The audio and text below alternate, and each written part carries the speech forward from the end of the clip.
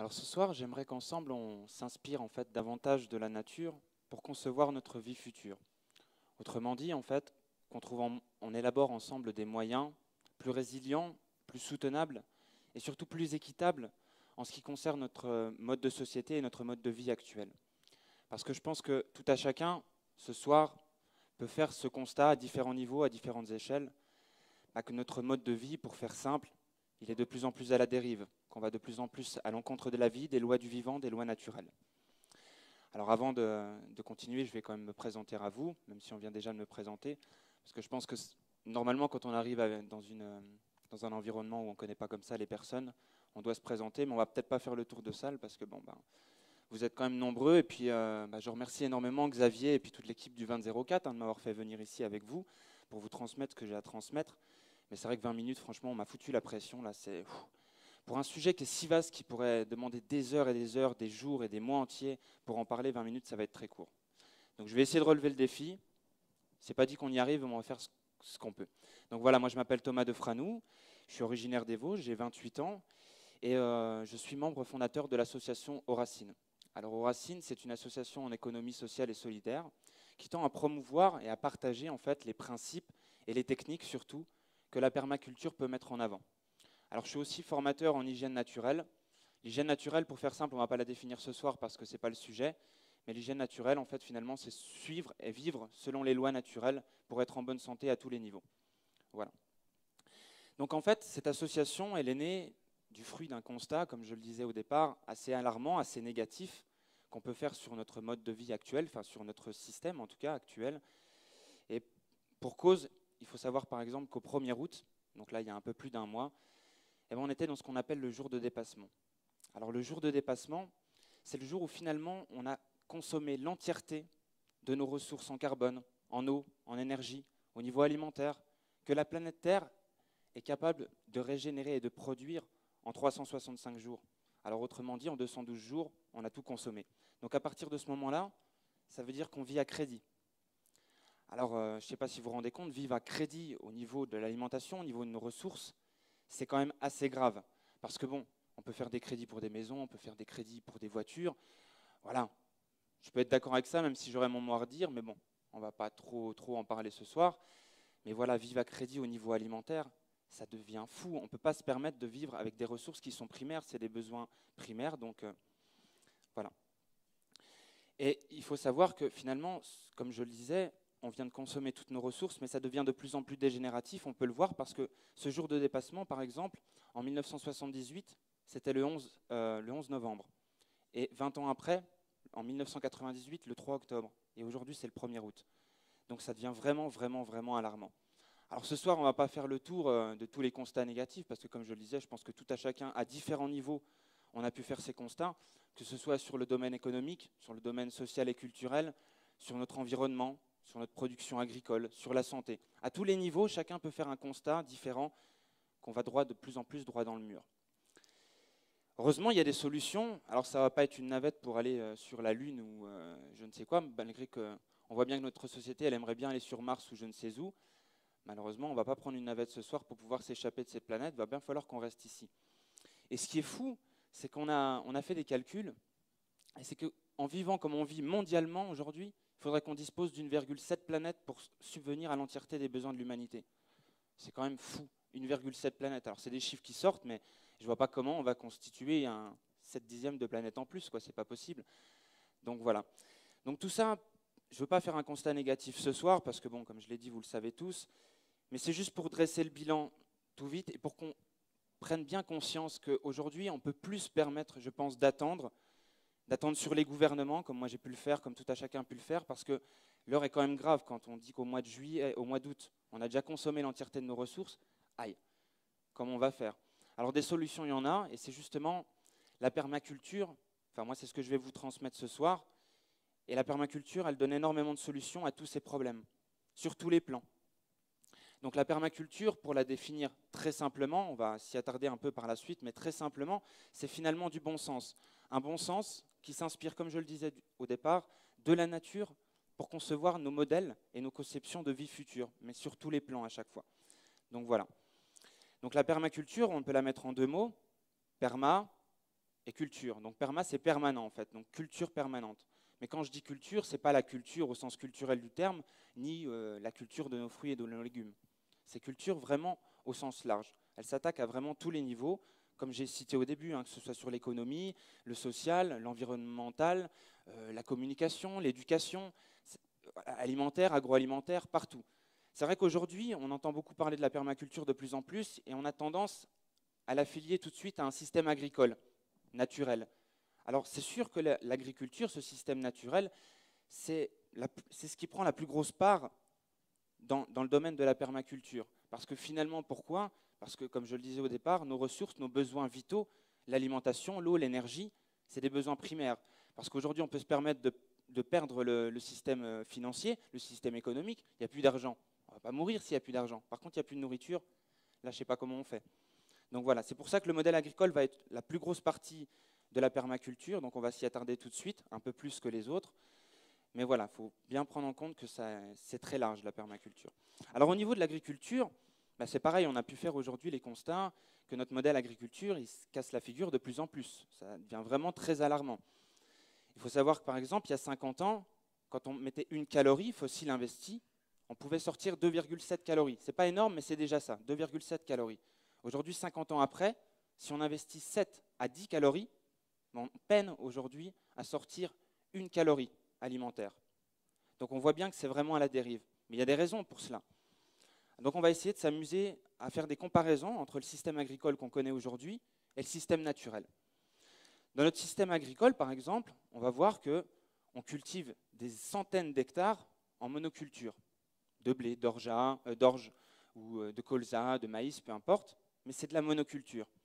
Pourtant, quand on se trimballe dans le milieu naturel, on ne voit jamais de monoculture. C'est des milliers d'espèces qui sont cultivées au mètre carré. Et si, par exemple, sur notre domaine agricole d'aujourd'hui, on essayait, au lieu de faire de la monoculture, de la polyculture, on peut bien s'imaginer que finalement, au mètre carré, on produirait plus de nourriture. Il y a un mélange très classique qu'on connaît beaucoup dans le domaine de la permaculture, c'est par exemple de planter une courge, un maïs et un haricot en même temps, dans le même trou. Parce que finalement, en fait, le maïs, il va tiger dans le ciel, il va tirer l'azote, il va pouvoir le permettre de le donner au haricot, et la courge, elle va couvrir le sol. Donc elle va protéger en fait la zone de culture. Donc en très peu de place, il est possible de mettre plus de plantes pour avoir plus de production de fruits, de légumes, enfin peu importe. Par exemple, si on prend aussi l'état de nos sols, au niveau agricole, eh ben, on voit que les sols sont à nu. Alors, vous pourriez me dire, mais oui, mais les sols à nu, mais bon, on a toujours cultivé en sol à nu. Dans nos jardins traditionnels, on cultive toujours en sol à nu. Ça ne doit pas être un problème. Soit, moi je ne le pense pas, mais bon, enfin, soit. Pourtant, encore une fois, quand moi je me trimballe dans la forêt, dans les milieux naturels, je ne vois jamais de sol à nu. Il n'y en a jamais. Donc il y a bien une raison, à un moment donné, pourquoi le sol il est à nu dans l'agriculture. Et qu'est-ce que ça peut causer? Mince. Qu'est-ce que ça peut causer un sol à nu? Eh bien, un sol à nu, quand le soleil, par exemple, il tape dessus, il la sèche, et la pluie, quand elle tombe ou quand on vient arroser abondamment, eh bien, on tasse ce sol. On le tasse de plus en plus. Et vu qu'il y a le soleil, comme je le disais, qui sèche, on crée des briques en fait. On est en train de tasser notre sol et ça devient un sol très dur. Chacun, même s'il y a des personnes ici qui font du jardin chez eux, hein, de manière, je sais pas, j'ai pas mon mot, mais bon. Enfin, en tout cas, peu importe. Quand on cultive en sol à nu comme ça, ce n'est pas sans déséquilibre. Parce que finalement, quand il devient béton chaque année, on ne peut plus planter nos graines. Et qu'est-ce qu'on va faire? On va être obligé de labourer et de retourner notre sol. Et finalement, quand on retourne notre sol, il faut savoir que toute la vie qui est en anaérobie, donc qui vit sous le sol, se retrouve au-dessus du sol. Et toute la vie qui est en aérobie, qui elle a besoin d'oxygène pour vivre, se retrouve sous le sol. Donc en fait, on est en train de tuer les vies intermédiaires parce qu'on les met dans deux environnements complètement différents. Donc on appauvrit notre sol d'année en année. Donc voilà. Et alors que finalement, avec les méthodes naturelles, comme je le disais, il n'y a pas de sol à nu. Et en permaculture, justement, on s'est aperçu que quand on essayait de mimer la nature, ça s'appelle du biomimétisme, donc c'est-à-dire de mettre une zone, un couvert sur nos cultures, alors que ce soit un couvert de paille, de feuilles, de bois, tout ce qu'on veut, bon pas du béton, mais enfin tout ce qu'on veut, on s'est aperçu finalement qu'on allait gagner plusieurs choses. La première, c'est que finalement, il n'y aura pas d'assèchement au niveau du soleil parce qu'il tape sur le couvert et non sur la terre. La pluie ne tassera jamais notre sol. Donc chaque année, rien que déjà avec le couvert, alors quand je vous parle des couverts, c'est au moins 10-20 cm, parce que 5 cm, ça ne marche pas. Mais si à ce couvert, eh ben, on n'aura jamais besoin de travailler notre sol. Donc vous vous rendez compte déjà ce point-là? Parce que je ne sais pas s'il y a des personnes qui ont fait du jardin dans la salle, mais quand il faut bêcher, alors les machines, ça va encore, mais quand il faut bêcher, c'est dur, c'est très physique. Ben là, on n'a plus besoin de toucher. En plus de ça, au niveau de l'arrosage, qui coûte énormément, eh ben on va pouvoir diminuer par 5, par 10, voire plus du tout arroser avec ce système-là. Parce que finalement, l'humidité va être gardée abondamment dans cette zone de culture. Et en plus de ça, eh ben, vu que le sol ne sera pas directement à nu, bah, il va moins sécher, tout simplement. Donc voilà. Donc sur le domaine agricole, purée, il reste déjà plus que 9 minutes. Hein. C'était déjà pas facile. Donc voilà. Bon, on va s'arrêter là pour le domaine agricole, mais on voit bien qu'il y a des comparaisons à faire simples, hein, au niveau de la nature et au niveau de ce qu'on fait aujourd'hui. Voilà. On a voulu faire des choix de ne plus suivre les lois naturelles, mais on voit bien qu'on se casse la figure à tous les niveaux. Là. Donc voilà. Donc si je prends par exemple le domaine économique, par exemple, parce que là, depuis tout à l'heure, je parle d'agriculture, et vous pourrez me dire, ouais, mais c'est bien, hein, tout ça, mettre des systèmes naturels autonomes qui sont abondants, ça peut être pas mal, mais on va peut-être pas vivre que de l'eau et avec des légumes. Peut-être qu'il nous faut un peu d'argent pour l'instant dans le système. Eh bien, pour répondre à cette problématique, je vais faire simple. Il a été prouvé dans une ferme magnifique, luxuriante, qui est située en Normandie, qui s'appelle le Bec-et-Loing, la ferme du Bec-et-Loing. Elle est tellement luxuriante et magnifique, cette ferme-là, qu'en fait, elle a suscité l'intérêt de l'INRA. Et l'INRA est allé faire une étude pendant 2 mois, je crois. Je ne suis plus certain de combien de temps ils sont restés là-bas.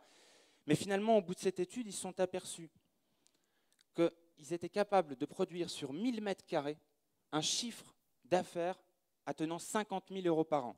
Je ne sais pas si vous vous rendez compte, c'est quand même énorme. Sur 1000 mètres carrés. Et un salaire mensuel entre 900 et 1500 euros par mois. Pardon. Et c'est fou, parce que si on prend le domaine agricole, hein, pour reparler d'agriculture, mais les agriculteurs, on le sait bien, ils galèrent de plus en plus à produire déjà leur nourriture pour eux peut-être, mais de l'argent, ils n'arrivent plus à vivre, ils sont en train de se plaindre de plus en plus. Pourtant, ils cultivent des cinquantaines, des centaines d'hectares.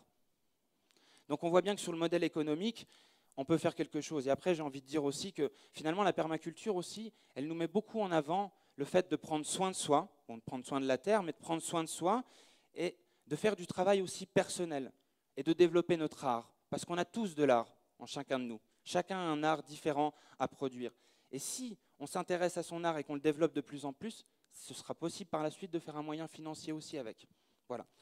Bon, si je prends par exemple le domaine de l'éducation, par exemple, bah c'est pareil. On peut faire le choix d'éduquer nos enfants à la maison aujourd'hui, ou on peut faire le choix de favoriser les écoles alternatives, comme Montessori, qu'on peut bien connaître aussi ici aujourd'hui, et qui ont largement fait ses preuves parce qu'elles permettent aux enfants d'apprendre de nouvelles choses et surtout de développer leur art, et surtout de s'inspirer de la nature pour se concevoir.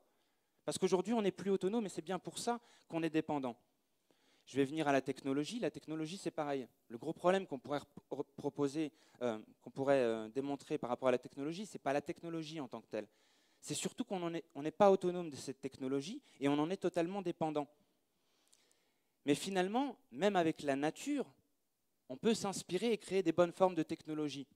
J'ai envie de donner un exemple qui est assez rigolo, mais vous connaissez tous l'hélicoptère aujourd'hui. Et l'hélicoptère, quand il est sorti, c'était hallucinant pour tout le monde. D'ailleurs, on en aurait parlé 20 ans avant, tout le monde aurait dit non, non, ça n'existera jamais, l'hélicoptère, c'est pas possible, on ne peut pas concevoir ça. Et pourtant, on a étudié pendant de nombreuses années et on a réussi à sortir l'hélicoptère, mais on a étudié la libellule. Donc voilà.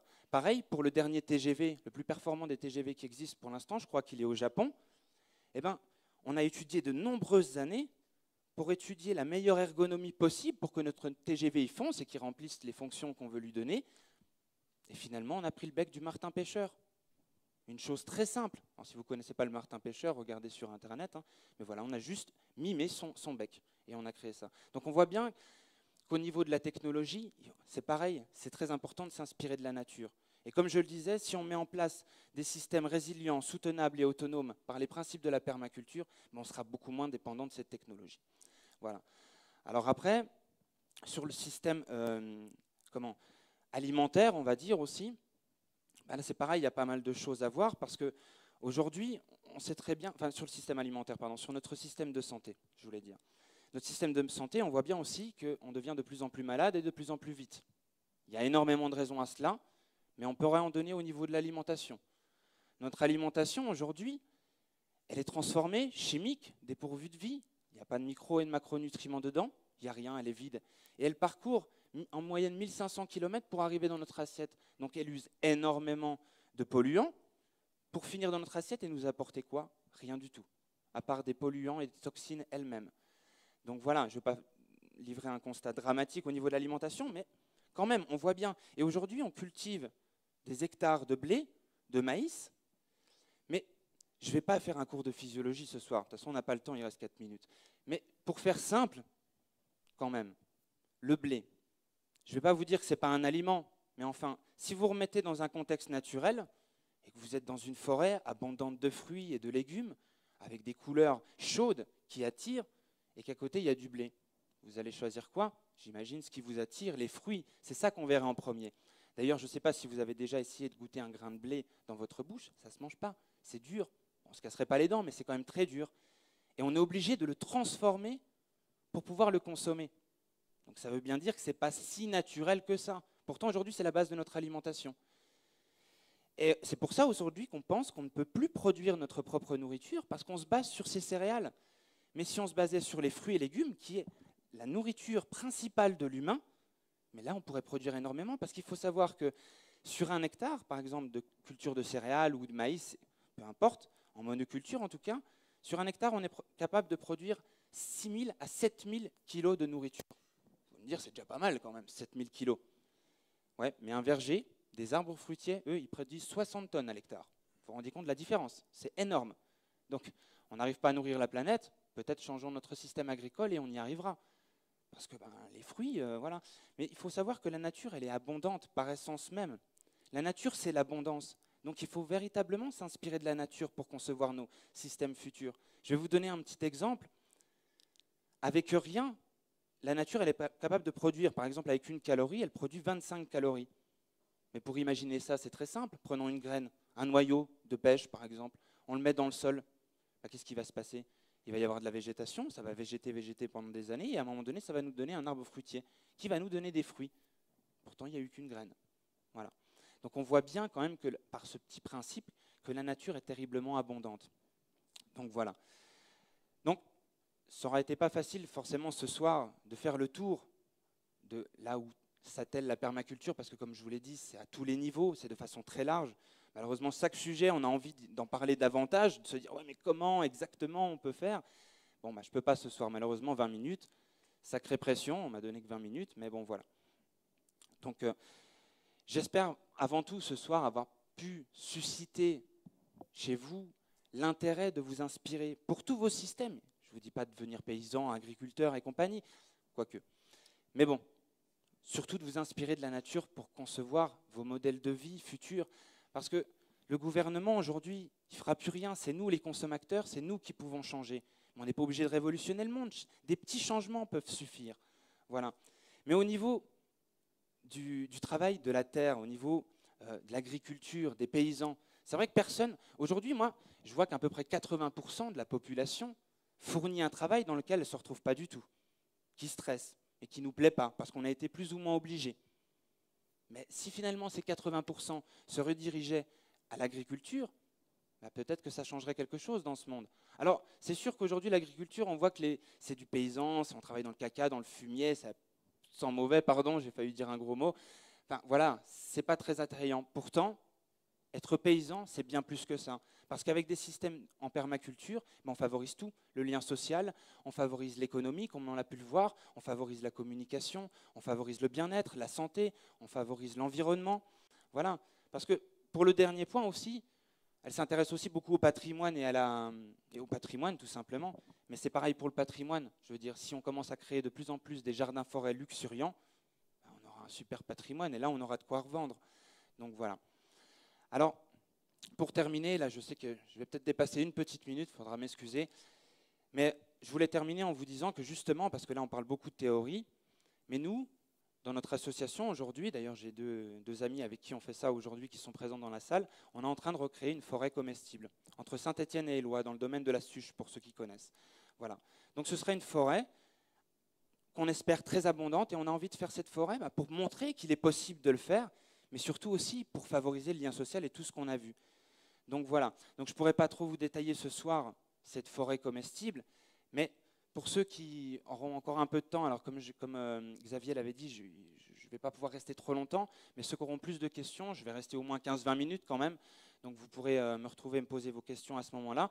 Sinon, vous pouvez me retrouver sur les réseaux sociaux. Alors vous tapez Eatman, c'est ce qu'on a dit au début, donc l'homme qui mange. En fait, c'est un mouvement que j'ai conçu pour partager les éthiques à travers la permaculture, mais aussi à l'hygiénisme, donc par rapport à la santé.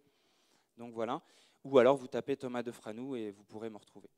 Voilà. J'espère vraiment avoir suscité chez vous l'intérêt. Voilà, je suis désolé, c'était très court, mais je vous remercie de m'avoir prêté cette attention et j'espère à très bientôt, peut-être dans la forêt, parce que ça va être vraiment un terrain de jeu et je vous invite vraiment tous, tout à chacun à venir vous amuser aussi avec nous par le biais de chantiers participatifs, chantiers de découverte, enfin voilà.